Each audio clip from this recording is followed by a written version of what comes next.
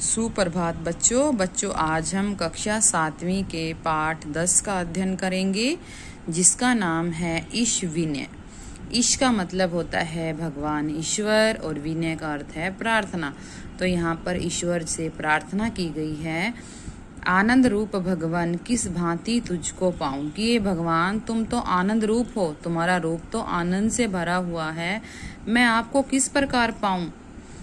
क्या तेरे समीप स्वामी मैं किस तरह से आऊं, कि हे स्वामी हे जगत परमात्मा कि मैं तुम्हारे पास किस प्रकार आऊं, तुम तो स्वयं आनंद के रूप हो। अर्थात सब हर चीज तुमसे ही बनी हुई है, सब मंगल का कारण तुम ही हो। ये भगवान मैं तुम्हारे पास कैसे आऊं। सुख मूल मुक्ति रूपम मंगल कुशल स्वरूपम, कि हे भगवान तुम तो सुखों का मूल हो, मुक्ति का रूप हो, सभी मंगल तुमसे होते हैं और सभी कुशल स्वरूप हो। ये भगवान हर चीज के मूल तो आप ही हो, सभी सुखों को देने वाले हो, हमें मुक्ति प्रदान करने वाले हो, हमारे कार्य सभी आप ही करने वाले हो।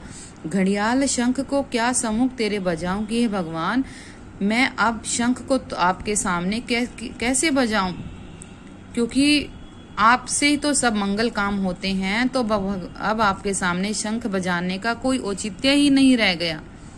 अनुपम परम छबीले बिन रंग रस रसीले, हे भगवान तुम्हारा रूप तो अनुपम है, तुम तो छबीले हो और बिना रंग के ही रास रसीले हो। अर्थात तुम्हारा कोई रंग नहीं है और फिर भी तुम रसीले हो। कंटक सखा है फूलवा, कंटक होते हैं कांटे, सभी कांटे और फूल तुम्हारे सखा हैं, तुम्हारे मित्र हैं। अर्थात कांटे हो और फूल तुमसे ही बने हैं।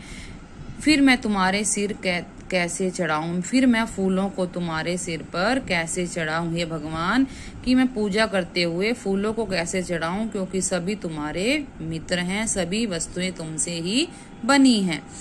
कोटानुकोटि भूमि उस पर असंख्य प्राणी, यहाँ कहा गया कि करोड़ों भूमियों पर असंख्य प्राणी हैं, बहुत अधिक प्राणी हैं। असंख्य प्राणी मतलब धरती पर रहने वाले, पानी में रहने वाले, वायु में रहने वाले, आकाश में रहने वाले बहुत सारे ऐसे प्राणी हैं। जगदीश अपना नंबर मैं कौन सा गिनाऊं, कि हे भगवान इस धरती पर जब असंख्य अनगिनत प्राणी हैं तो मैं इस धरती पर अपना कौन सा नंबर गिनाऊं, कि मेरा नंबर कौन सा है तुम्हारे पास आने का, तुम्हारी भक्ति करने का। लक्ष्मी है तेरी दासी निश दिन चरण की चेरी, हे भगवान जो लक्ष्मी है वो तुम्हारी दासी है और निश दिन वो रात दिन तुम्हारे चरणों में रहती है। तांबे का एक पैसा मैं नाथ क्या चढ़ाऊं, ये भगवान अगर लक्ष्मी जी तुम्हारी दासी हैं तो मैं एक तांबे का एक सिक्का तुम्हारे ऊपर कैसे चढ़ाऊं, क्योंकि लक्ष्मी तो रात दिन तुम्हारी ही सेवा करती है। गंगा है तेरी दासी सेवक है इंद्र तेरा, जो अब ये बात पानी के लिए भी कही गई है कि जो गंगा है वो तुम्हारी दासी है और जो इंद्र जल का देवता माना गया है वो तुम्हारे सेवक हैं, तुम्हारी सेवा करते हैं। तो मैं किस प्रकार 2 चुल्लू पानी तुम्हारे ऊपर चढ़ाऊं, मैं किस प्रकार पूजा करते हुए तुम्हारे ऊपर जल की बूंदों को चढ़ाऊं, जबकि गंगा तो तुम्हारी ही दासी है, ये सब पानी तुमसे ही मिला है। छोटे से दास तेरे रवि चंद्र है उपस्थित, हे भगवान जो रवि चंद्र जो सूर्य और चंद्रमा है वो तो तुम्हारे एक छोटे से दास हैं। करने को नित उजाला घृत दीप क्या जलाऊं, ये कहा गया है कि हे भगवान जो सूर्य है वो पूरा दिन प्रकाश फैलाता है, चंद्रमा पूरी रात को जगमगाए रखता है, फिर मैं एक छोटा सा घी का दीपक जलाकर तुम्हारे पास उजाला कैसे करूं, जबकि सारा उजाला तो हमें तुमसे ही मिला है।